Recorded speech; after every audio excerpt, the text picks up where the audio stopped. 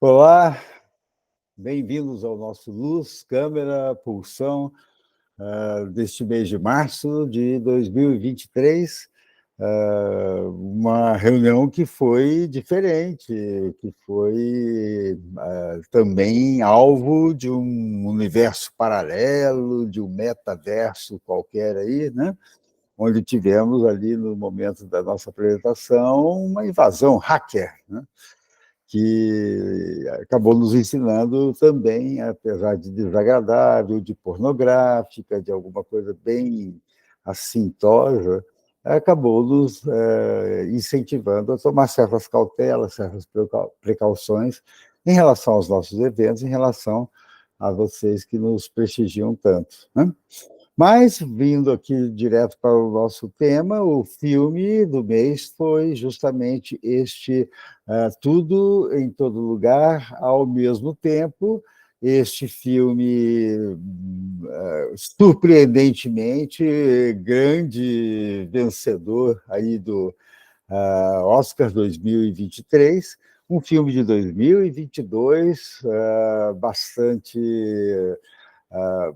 premiado, levou praticamente todas as premiações aí do Oscar de 2022 e fez com que os seus diretores, né, e todo o elenco ficassem bastante contentes, né, com relação à premiação alcançada. Um filme até relativamente de baixo orçamento e um filme que concorreu com filmes muito bons, alguns dos quais a gente vai estar tendo certamente oportunidade de estar conversando aqui, de estar vendo no nosso espaço de discussão de cinema e psicanálise. Esse filme recebeu 11 indicações e 7 premiações. Quem assistiu ali a cerimônia de premiação do Oscar viu como foi surpreendente realmente a vitória e a premiação do filme, que teve também centenas de outros prêmios, de outras premiações, né? É um filme chamado dos Daniels, né? São dois parceiros que se chamam Daniel Kwan e Daniel Schneid, né? Que se conheceram quando estudavam cinema no Emerson College, em Boston, e tem várias produções ali em conjunto, como diretores, como roteiristas, também trabalham individualmente, né, com suas produções individuais, e individualmente são bastante aclamados e bastante premiados, obtiveram excelentes desempenhos aí com outras produções, né? Indo diretamente ali para o nosso filme, né, a gente poderia tentar se pensar um pouco assim a respeito sobre o que afinal é este filme, né? Do que trata e por que tanto sucesso. Seria, por exemplo, um filme onde a gente poderia ver a partir da analogia que o filme permite fazer com a experiência, por exemplo, de ruptura psicótica, né? Os multiversos dos quais a personagem principal, a Evelyn, né, será levada ao longo do filme, permitem essas analogias com as formações delirantes, alucinatórias, as vivências alucinatórias, né, dos pacientes vitimados por um surto psicótico, por um episódio psicótico, né? Não poucas pessoas viram nisso uma analogia, né, com a experiência de ruptura psicótica, né? Podemos pegar também o filme, e ele é bastante incisivo, bastante enfático, muito bem colocado nesse sentido, nessa perspectiva, de que a gente considerar o filme como sendo também um filme que fala sobre o choque de culturas em tempos de migrações globais e de dissolução de fronteiras cada vez mais fluidas, né? É um filme que os personagens são imigrantes chineses, né? E que sofrem, né, discriminação nos países ocidentais, inclusive nos Estados Unidos da América, né? E aí é curioso, porque estadunidenses discriminam chineses, chineses discriminam latinos, o filme mostra isso, por exemplo, né? A namorada da Joy, né? Sofre uma discriminação, é vítima também de uma passagem ali que denota um preconceito do chinês em relação ao latino, né? E o detalhe, né, ironicamente, a gente poderia dizer, é que nenhum dos atores que faz os personagens da família é chinês, nenhum deles é chinês.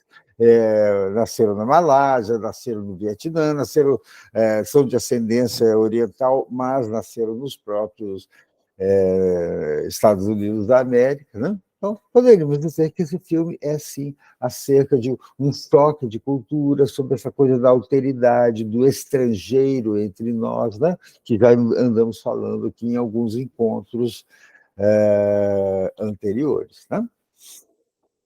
Esse filme, entretanto, também é bastante incisivo, é muito óbvio, muito claro, né? Que é um filme que fala sobre a mulher e sobre o feminino. Né?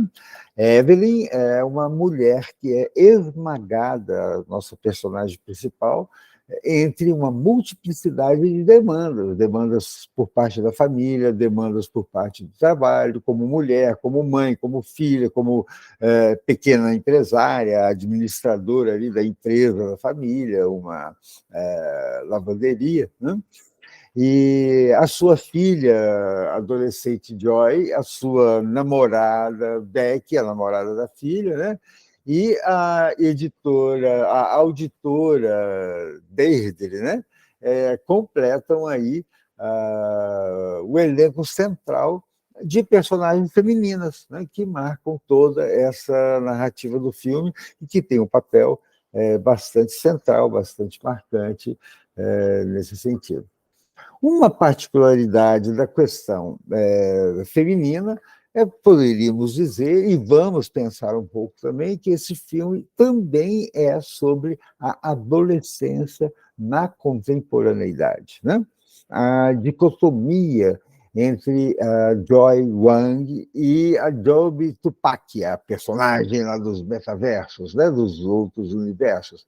Essa dicotomia, essa duplicidade, este duplo um do outro aí, nos leva realmente a essa reflexão sobre as ambiguidades do adolescer e sobre o ser pai, ser professor, ser terapeuta de adolescentes neste mundo contemporâneo. Né? É um filme que tem também uma ênfase, e a gente pode ver a partir da perspectiva de uma adolescente. Né?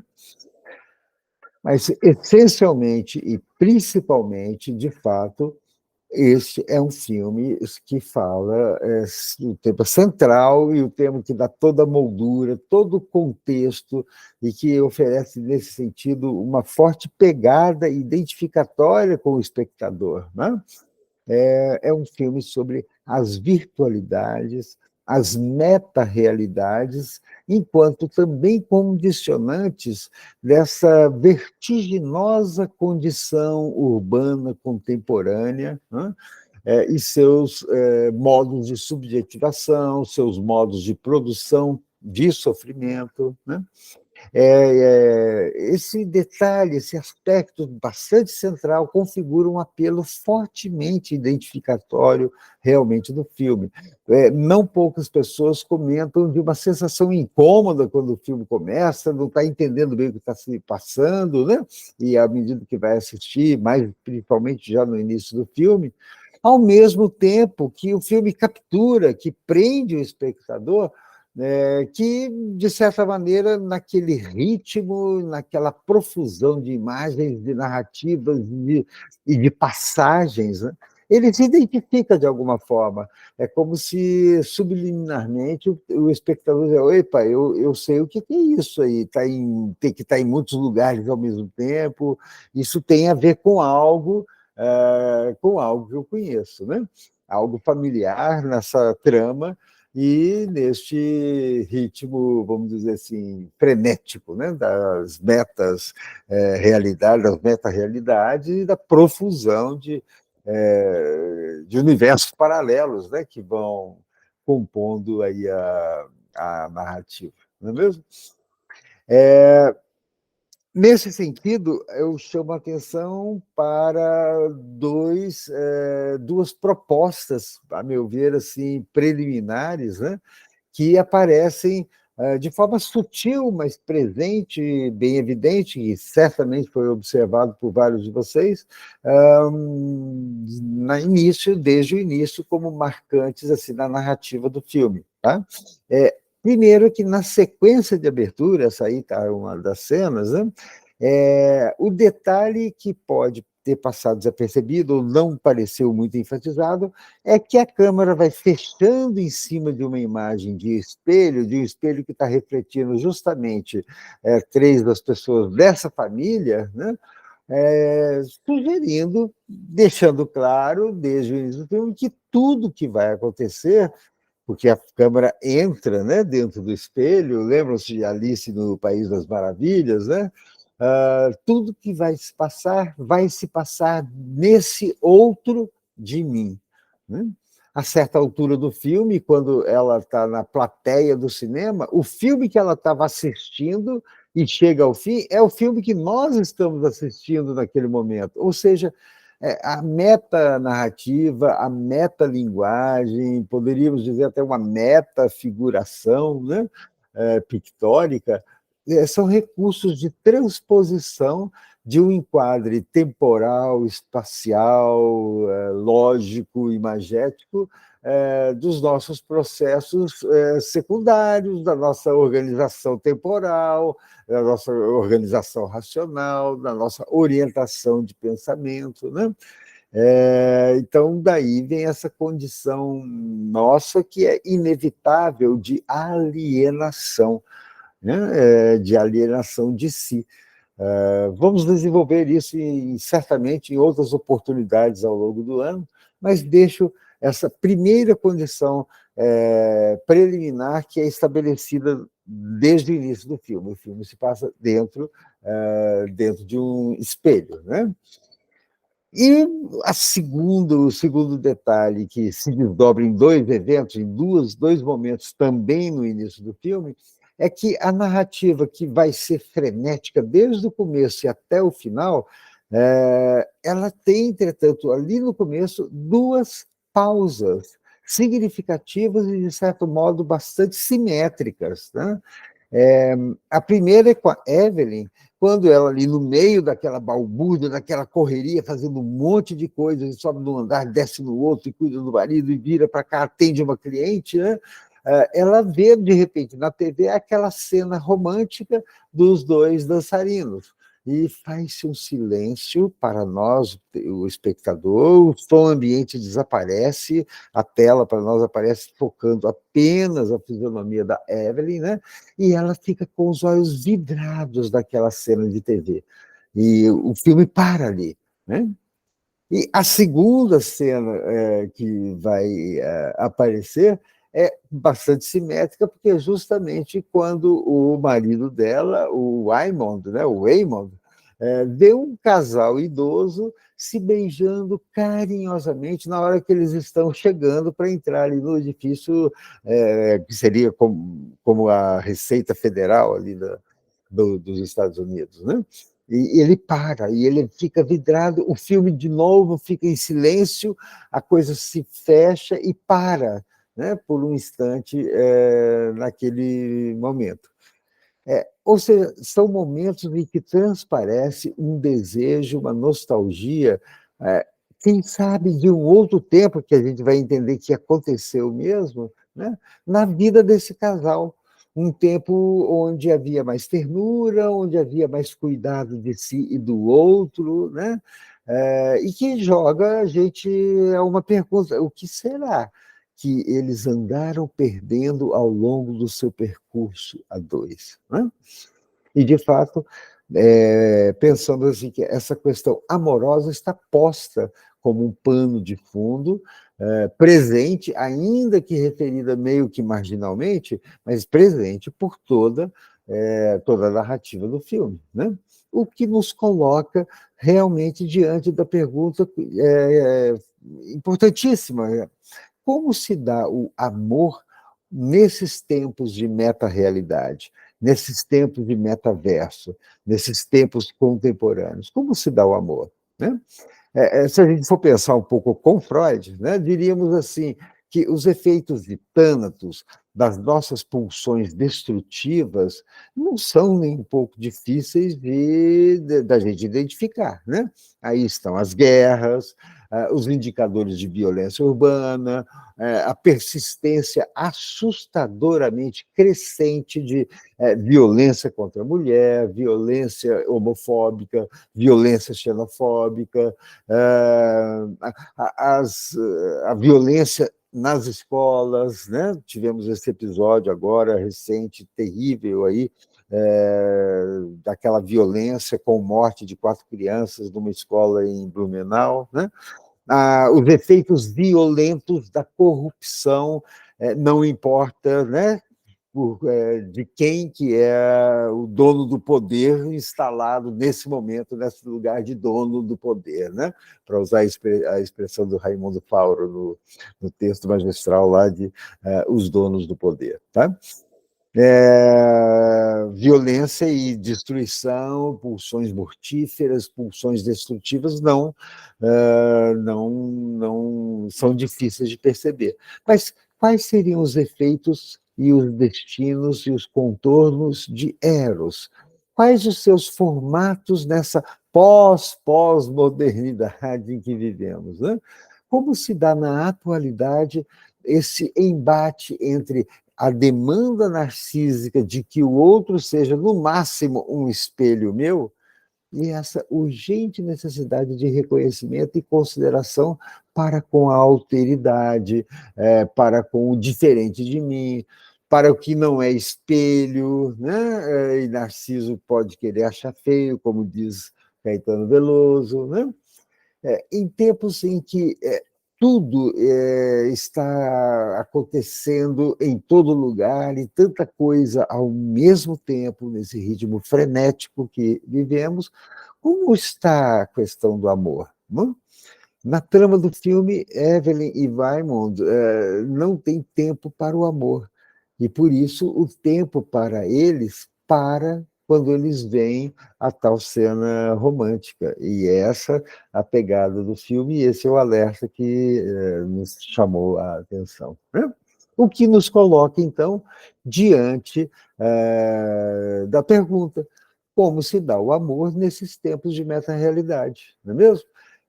Quais seriam esses destinos, o que será isto aí que acontece e em que medida, né, a gente está justamente pensando e falando alguma coisa aí a respeito de toda essa situação do amor, como é colocado aí para nós a partir justamente aí desse filme, não é mesmo? Pois bem, viveríamos então agora a possibilidade de estarmos pensando um pouquinho mais aí, justamente aí a respeito dos temas que se desdobram neste filme. Tá?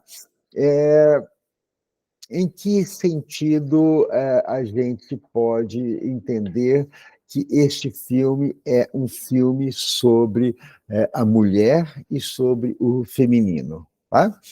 Vamos recordar um pouquinho as frases que a personagem Evelyn ficou ouvindo ao longo do filme, vindas do seu pai, né?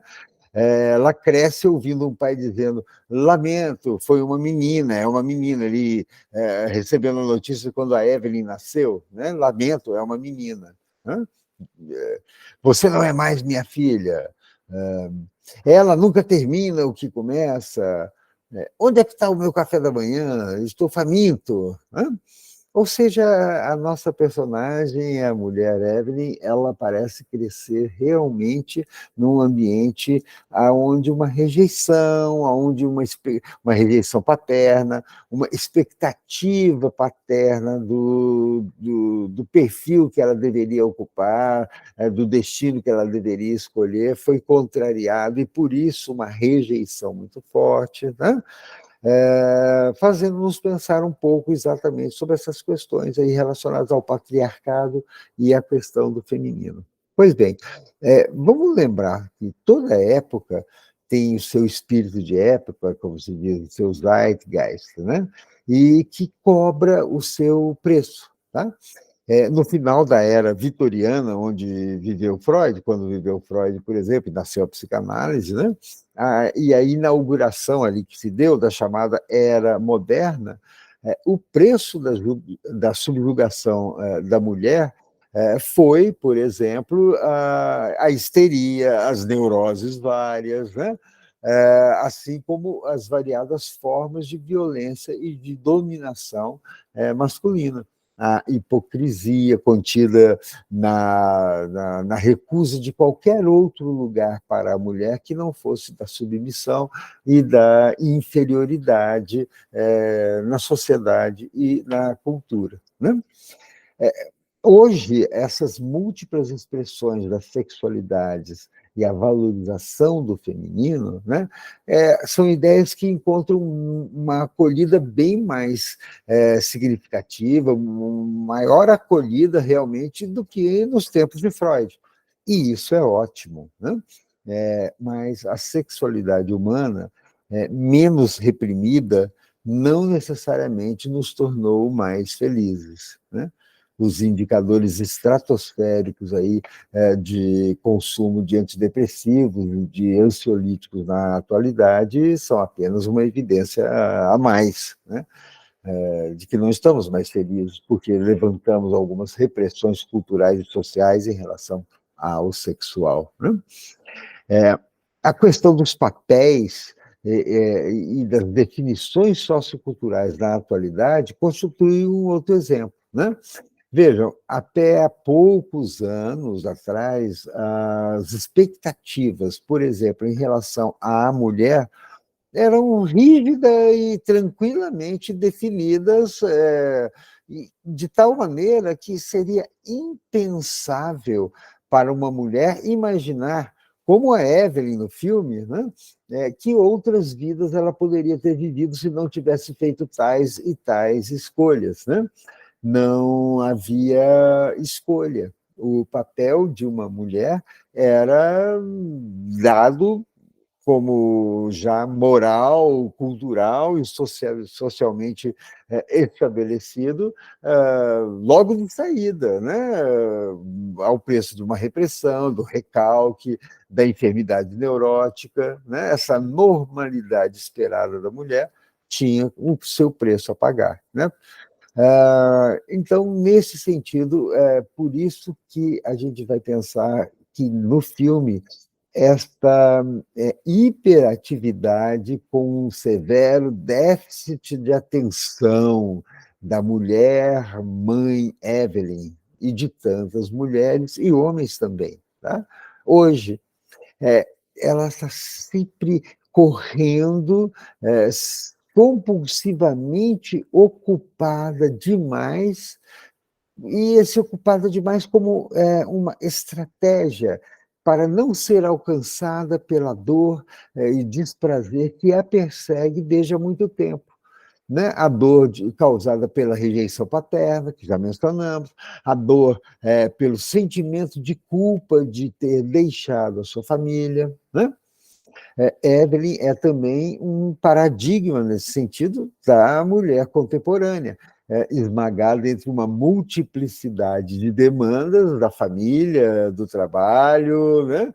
Como mulher, como mãe, como filha, como empresária. Né? E a gente se pergunta quantas mulheres não sucumbem diante da pressão exercida por esses ideais de performance nos nossos dias. Né? A partir de um certo momento, a Evelyn, até no filme, que, curiosamente, aí tem uma coisa de virada, né? Ela encarna a sua personagem, entende a questão dos metaversos, e é ela que passa a conduzir o marido, né, e tomar decisões. É ela que aprendeu aí as manhas dos multiversos, enquanto, por vezes, o marido e a filha é que, de modo muito engraçado, não estão entendendo o que agora a mãe está falando. Né? Ou seja, há um avanço, há um progresso aí, colocado a partir da evolução da personagem Evelyn no filme, né? Ela caminha em direção a essa valorização da alteridade. O marido já não é um boboca tanto assim aos olhos dela, né? Ela começa a aceitar uma complementaridade que vai se formando em Evelyn, na personagem, né? Uma passagem assim, muito legal que ela fala, que ela menciona, que ela não tem arma, que ele não tem armas, mas sim, ela precisa aprender a lutar com as armas dele, né? E é muito simbólico aí no filme que ela pega até um daqueles olhinhos, né, infantis, adesivos lá, que tanto irritavam no começo do filme, e ela prega entre os seus próprios olhos, né, nesse sentido. Ou seja, à medida que o filme avança, nós vemos um avanço, um progresso, um amadurecimento da personagem Evelyn, né? Ela vai chegando ao final do filme menos assustada, né? Naquela sequência da escada, né? Ela consegue, na verdade, transformar a agressividade que estava se voltando contra ela em uma interpretação de que fazia falta a esse outro, inicialmente agressor, né? Então, para um homem e uma mulher que vieram para cima dela, estavam carentes de amor. Ela os faz ficar abraçados e se beijando, como a cena que ela viu na televisão, né? Ela os põe para beijar. Para um outro que estava vindo para cima dela, a questão, ela diagnostica uma dor cervical, ele estava com uma dor física, e ela restaura a sua condição de saúde, e ele não queria mais agredir por causa de uma dor que era ele que estava sentindo, né? E até para um outro, um terceiro lá que aparece, o desejo era uma fantasia sadomasoquista. E ela, magicamente, né, na narrativa do filme, o coloca numa posição, numa situação, num contexto exatamente de satisfação dessa sua fantasia. Ou seja, ao final, a mulher Evelyn já não se resume a uma existência transtornada por um excesso de hiperatividade, por esse déficit de atenção para com a filha, com o marido, para consigo mesma, né? O eu te amo, olha aí outro detalhe do filme, né? O eu te amo deixa de ser apenas uma frase mecânica e estereotipada. É possível, e o filme tem essa pegada, é possível cultivar e voltar a ter esperança, não? Isso a respeito da mulher, né? Uma particularidade se desdobra no segundo ponto que a gente queria comentar, que é a respeito da adolescência, e ela nos é colocada através de outra mulher, que é a filha, a adolescente, a Joy Bang, e que, na verdade, também é a Joby Tupac, né? Vejam, a Joy é desenraizada, olha os adolescentes do nosso tempo, né? Desenraizada da sua história. O chinês dela estava piorando, o avô falou para ela, né? E ela enfastiada com essa desatenção parental, especialmente da mãe, com esses preconceitos, não aceita que a filha goste de meninas, seus clichês vazios, você precisa comer melhor, você está engordando, né? Deixa um alerta aí para atenção, pais do século XXI, pais de adolescentes, tá? Hiperativos, né? Com déficit de atenção para com seus filhos, né? Um alerta também para nós, terapeutas, e também para pedagogos, professores, educadores, tá? E para os pais. Atenção, mídia influencers e coaches quânticos e terapeutas quânticos com seus clichêzinhos prontos, tá? Os nossos jovens já têm de sobra nos YouTube da vida e nas redes sociais, tá? cada um em seu papel, o papel do terapeuta, o papel do analista, o papel da professora, do educador, o papel de pai, precisa de reposicionar-se, questionar o seu posicionamento com os seus pacientes, alunos, filhos, né? Desde um lugar que realmente demarque alguma diferença e alguma sinceridade autêntica aí, em relação a isso que está sobrando por aí. Tá? Ironicamente, vejam o recado para os pais, né? A questão moral. Ironicamente, em certo momento, um dos metaversos em que a Evelyn vai parar, ela está vivendo, como a sua filha vivia, né? Uma relação amorosa com a Daisy, né? Num mundo em que as pessoas têm salsichas no lugar dos dedos, mostrando que a agressão fica obstaculizada, fica impedida, fica inibida, né? Não dá para agredir com as mãos, bater com as mãos, porque os dedos são moles, compridões, tá? Como uma salsicha, né? Se quiser também acariciar alguém e fazer uma carícia, tem que ser com os pés. Se quiser tocar piano, é com os pés, né?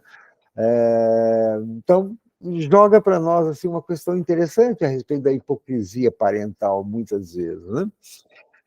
De fato, assim, o adolescente metamoderno, o adolescente hipermoderno, ele tem, e é outra analogia, uma outra simbologia que nos pareceu fantástica no filme, ele tem realmente, a gente vê isso na clínica de adolescentes, o papel de tradutor para os pais desse eternamente admirável mundo novo, né?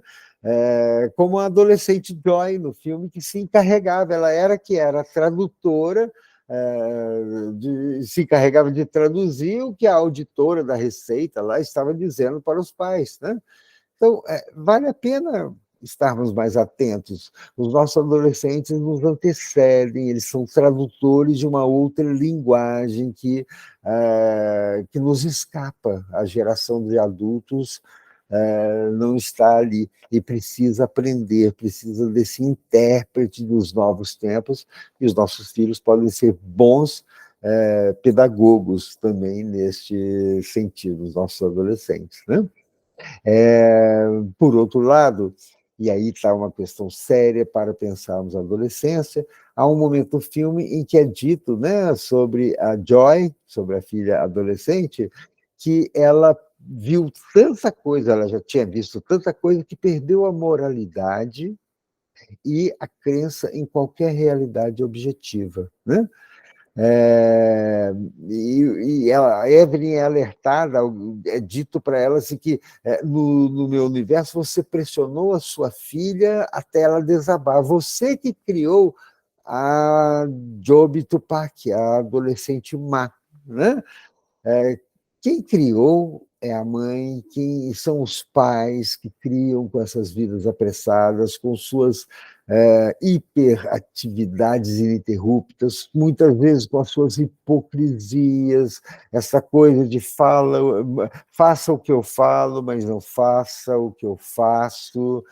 Não cola, não adianta muito realmente com os adolescentes que já vivem por si mesmos uma desconfiança, por vezes, ou em parte sempre inconsciente, por isso mesmo poderosa, em relação aos pais que ele imaginava ter tido na infância. Né? Muita atenção, gente, muito cuidado com isso, porque quem cria os nossos adolescentes somos nós, adultos, né? E, de certa forma, muitas vezes, eles também são as nossas imagens aí no espelho que nós não queremos admitir. Tá? Isso colocado aí, portanto, em relação à adolescência. Agora a gente pode caminhar do feminino da adolescência e entrar no que nos parece ser o coração, o núcleo central, ou o recado fortemente central do filme, que é justamente a questão das virtualidades, das meta-realidades, do tempo que vivemos de metaversos, como condicionantes de uma vertiginosa condição contemporânea. pelo menos na vida urbana contemporânea, né? A virtualidade abre temas fascinantes, né? E no cinema, esse fascínio pode ser visto em dois planos, em duas perspectivas. Eu vou recordar dois filmes aqui que nos falam a respeito da virtualidade, né? Um primeiro exemplo, num plano mais individual, num plano mais intimista, né? Das relações de intimidade, incluindo-se aí as relações amorosas, a gente recorda que um paradigma, tá, da virtualidade está, por exemplo, naquele filme Her, de 2013, do Spike Jonze, né, que tem ali o Joaquin Phoenix no papel principal, e em que ele se apaixona por Samantha. O problema é que Samantha era um programa de computador dotado de inteligência artificial. Olha aí o chat de TP aí, né, chegando, e que tinha sido criado na narrativa do filme Hair, foi criado para fazer companhia, para gerenciar a vida dos seus usuários, e o curioso é que todas as etapas de uma vida amorosa, da dor de amar, são vivenciadas, né, pelo Joaquin Phoenix aí neste fantástico filme que a gente recomenda bastante, né? E já foi tema aqui do nosso Cinema e Psicanálise, né? Do nosso Luz, Câmera, Pulsão. Tá? A virtualidade no cinema, pegando agora desde uma perspectiva, vamos dizer, mais social e política, tá? Das relações de poder, um outro modelo, um outro paradigma da questão da virtualidade foi trazido, por exemplo, no filme The Matrix, né? A Matriz, né? De 1999, me refiro ao original, ao primeiro, né? Dirigido ali pela Lani, pela Lily Wachowski, e que elas tiveram a feliz escolha de colocar o Keanu Reeves, Lawrence Fishburne, né, e a Carrie Ann Moss, né, nos papéis aí principais, né? É um filme, aliás, que faz muitas analogias com este filme, tudo em todo lugar ao mesmo tempo, né? Faz muitas referências, inclusive, né? Uma diferença, entretanto, notável, por mais que sejam dois filmes que têm os seus paralelismos, uma diferença notável entre o final dos anos 90, virada do milênio, The Matrix, tá? Para Tudo em Todo Lugar ao Mesmo Tempo, é justamente a escolha e a complexidade das alternativas, tá? Vejam, antigamente nós tínhamos aí facilmente profissões clássicas, né, que os nossos jovens, quando terminavam o colegial, terminavam o ensino médio, poderiam escolher. Profissões clássicas eram bastante demarcadas, papéis clássicos eram demarcados, as escolhas eram mais demarcadas. Em Matrix, a escolha era muito simples. Você quer a pílula vermelha ou você quer a pílula azul? Aqui, as escolhas são infinitas. Os metaversos dentro de metaversos, e as conexões, e uma pequena escolha dando num universo completamente diferente, uma infinidade de escolhas possíveis, cada uma criando um metaverso paralelo, uma vida alternativa, né? Em The Matrix, tá? De 99, a realidade, pelo menos na narrativa da ficção do filme, né? A realidade era macabra, era terrível, assustadoramente terrível, mas ela era muito simples e muito única. Os seres humanos, na verdade, não passavam de baterias para funcionamento dos softwares, né, dos programas que substituíram a humanidade no controle das coisas, no controle do planeta. É uma verdade, no filme, né, macabra, terrível, distópica, absolutamente distópica, mas simples. Não, os seres humanos foram substituídos por máquinas, e os seres humanos viviam num mundo de ilusão, viviam numa Matrix, viviam, tudo era apenas sensações, tá? Ilusórias, eram virtuais. Aqui, em tudo, em todo lugar ao mesmo tempo, a verdade é múltipla, cada multiverso ou cada metaverso tem a sua verdade tão legítima quanto as demais, né? E essa é uma questão que nos remete exatamente aos tempos que nós estamos vivendo, na medida em que a atualidade nos impõe um problema em relação à verdade. Eu digo a verdade objetiva, essa verdade observável desde a nossa percepção, tá? A realitat, né? Que, como Freud denominava a realidade exterior. O que é a verdade? Né? O avanço científico e tecnológico não nos protegeu da negação da verdade, não nos garantiu proteção contra os negacionismos de todo tipo, né? Não nos protegeu dessa compulsão humana pela ignorância, pelo conspiracionismo, né? Hoje nós vivemos um tempo em que o tiozão, tá, ou a tiazona do WhatsApp concorre de igual para igual, e na verdade tem até vantagens, tá? Concorre de igual para igual com um cientista pesquisador que passou os últimos 30 anos da sua vida em laboratórios investigando, estudando, publicando, se submetendo à avaliação dos seus pares, das suas produções, à replicação dos seus experimentos, tá? Aos critérios rigorosos de uma metodologia científica. Né? Chega lá o tiozão do WhatsApp e diz, não, olha aqui, está provado que cloroquina resolve o problema do coronavírus. Né?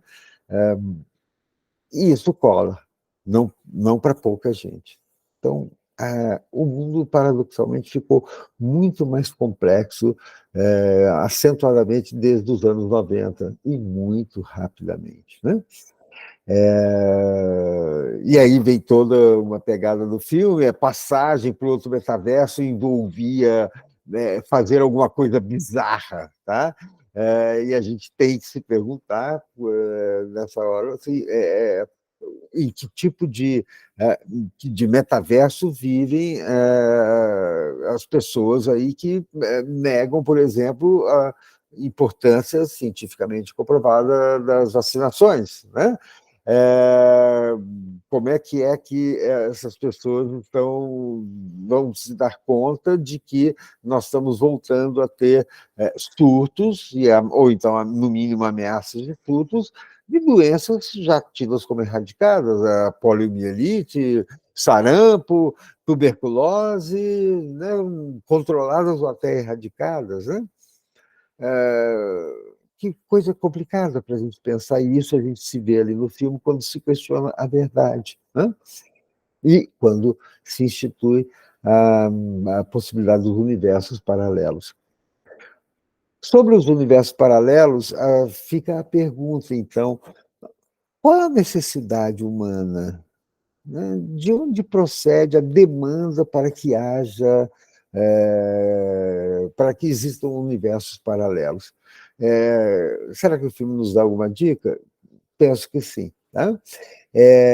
Desde duas perspectivas, duas chaves interpretativas muito importantes através do próprio filme, nós podemos pensar que os metaversos ou os universos paralelos, ou as fantasias a respeito disso, cumprem duas funções preciosas, valiosas e poderosas para o ser humano. A primeira função que eles cumprem em todo o metaverso, todo o universo, é uma compensação idealizada, uma compensação pela frustração, pela impotência, pela castração na vida real.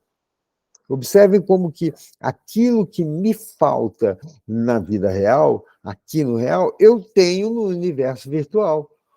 Capacidade atlética, domínio das artes marciais, superpoderes, né?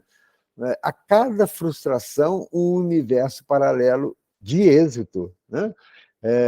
Isso foi anunciado também por um filme gostoso de assistir, do Woody Allen, né? Meia-Noite em Paris, um filme de 2011, dirigido por Woody Allen, né?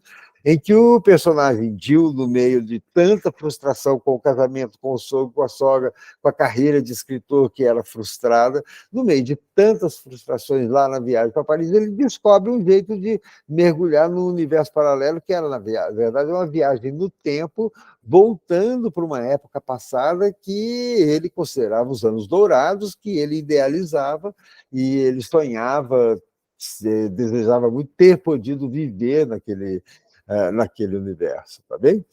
E no caso de Evelyn, em certo momento, por exemplo, ela diz para o marido, né? Eu vi como seria a minha vida sem você e era tão bonita, né? Ou seja, o mesmo ideal infantil pré-edípico, né? De completude, de não sentir falta de nada, de perfeição, tá? Então, em primeiro lugar, o universo paralelo provê essa compensação, ela me dá aquilo que me falta, né? E, em segundo lugar, o universo paralelo resulta numa simplificação infantil, maniqueísta, reducionista, da complexidade das relações, né? E da própria vida no universo real. Ou seja, ao contrário deste mundo que vivemos, no universo virtual, o mal está bem claramente demarcado e separado do bem, né? Mocinhos e bandidos são bem mais facilmente identificados. A malvada é a Job Tupac, tá? O bom é o perfeito e é idealizado, né? Ou seja, essa é uma segunda função da crença em universos paralelos e da demanda por universos paralelos, porque eu também viva num mundo mais simples, onde o bem e o mal, onde o bonzinho e o malzinho, o anjo e o demônio, mocinhos e bandidos sejam claramente distinguidos, sejam fáceis de distinguir. Aqui no mundo que vivemos é mais complicado, de fato é mais complicado um pouquinho, né? Isso nos faz pensar uma coisa importante também, que essa coisa do virtual já existe dentro de nós, com a descoberta do inconsciente, com a descoberta do isso, do id inconsciente, né?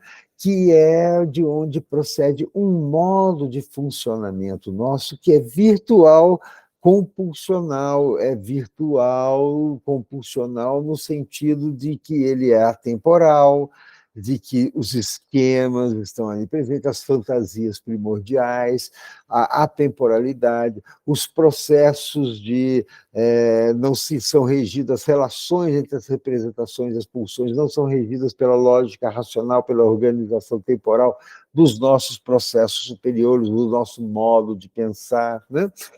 Nesse sentido que, por exemplo, um dos recursos ou uma das propriedades das leis do nosso mundo inconsciente, do nosso mundo virtual, pulsional, compulsional, inconsciente, é justamente a propriedade de condensação.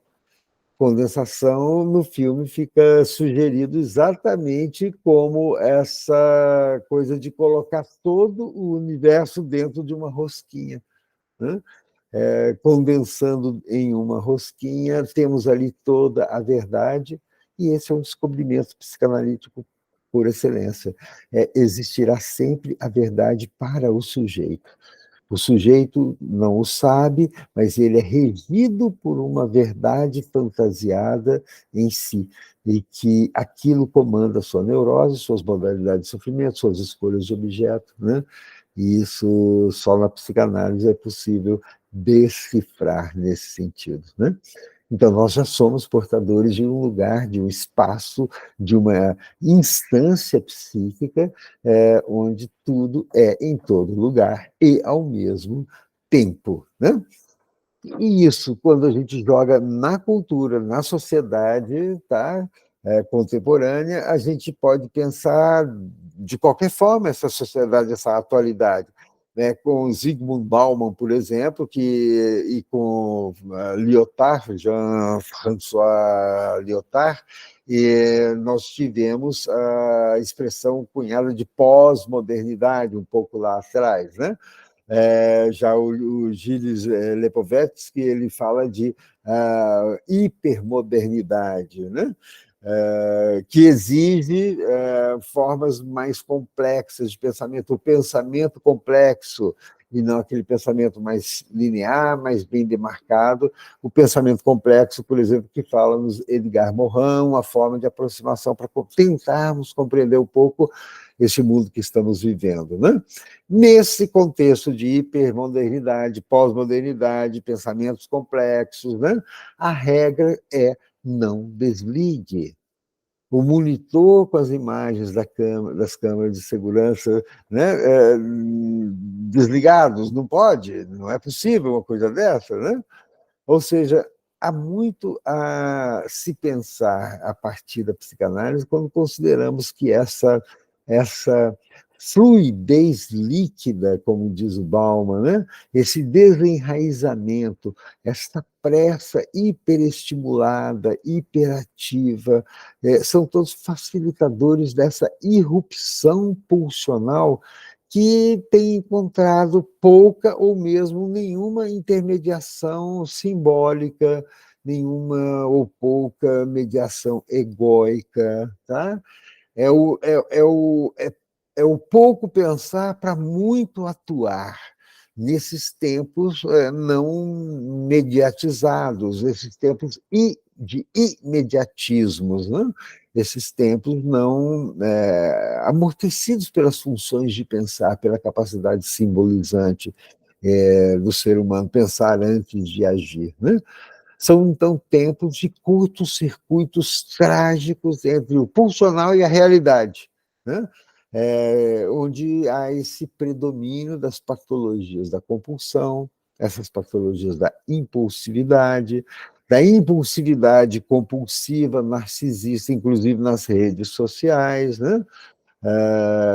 Essa agitação, este frenesi.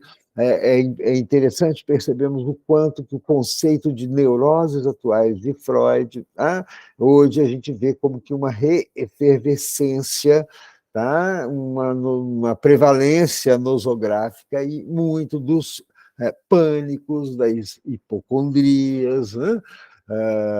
Da própria neurose obsessiva também, nesse sentido, né? Os transtornos de ansiedade em geral, ao mesmo tempo que, ao lado dessa agitação toda, nós temos aí que a Elizabeth Roudinesco chamou de a sociedade depressiva, né? É uma sociedade triste, uma sociedade dependente cada vez mais de próteses, né, neuroquímicas, de próteses consumistas, né, para amenizar e fazer de conta que a gente é feliz, né? Por isso que um momento interessante, até hilário, mas bastante agudo do filme, é quando, num dos metaversos, as duas personagens são duas pedras, né? No Diálogo das Pedras, falam justamente sobre o narcisismo, né? Uma das pedras vira e fala assim: demoramos muito tempo para descobrir que a Terra não era o centro do universo e que mesmo o nosso Sol é um entre trilhões de outros sóis, né? E que esse universo é um entre bilhões de universos. Nos faz pensar que também as nossas ideologias, os nossos saberes são universos de pensamento nos quais imaginamos estar toda a verdade e a única verdade. E isso, querer condensar toda a verdade em uma rosquinha que caiba dentro do teu pensar, faculta a você a possibilidade séria de viver uma alienação, de não estar se dando conta do que de fato está acontecendo, né? Bom, gente, por aí, algumas pontuações, é claro, que fizemos. Vocês, na nossa reunião ali do Cinema Psicanálise, trouxeram contribuições muito interessantes, algumas delas a gente inseriu aqui nessa repaginação, vamos dizer assim, da análise que a gente esteve fazendo. E fica aí a sugestão, que se você não assistiu o filme, melhor que não tivesse visto aqui, porque um pouco de spoilers é inevitável ao comentarmos o filme. Mas assista, é um filme para assistir, para reassistir, e que certamente em todos vocês deixou reflexões, associações, pensamentos, alguns podem não ter sido contemplados aqui por nós. Comente com a gente, põe a sua mensagem, envie a sua mensagem, faça um comentário, né? Vamos discutir juntos, vamos construir. É assim que a gente vem tecendo a nossa experiência de luz, câmera, pulsão, encontros de cinema e psicanálise, uma atividade aí originalmente dos residentes da psiquiatria da nossa Universidade Estadual de Londrina, e que transbordou um pouquinho para um espaço aberto, um espaço público, onde todos vocês são convidados. Até a próxima, agora em abril tem mais, né? E esperemos sem a invasão de universos paralelos, né? De jobs tupacs, hackers aí que invadam com as suas porno-ideias, as suas baixezas, que não demoveu a gente do nosso lugar e, pelo contrário, até ajudou bastante a gente perceber o quanto que tem gente bacana aí participando e construindo essa experiência de um feliz casamento, né, entre a psicanálise e a maravilhosa arte cinematográfica. Um bom dia aí para todos vocês e até o nosso próximo, né, no Luz, Câmera, Pulsão.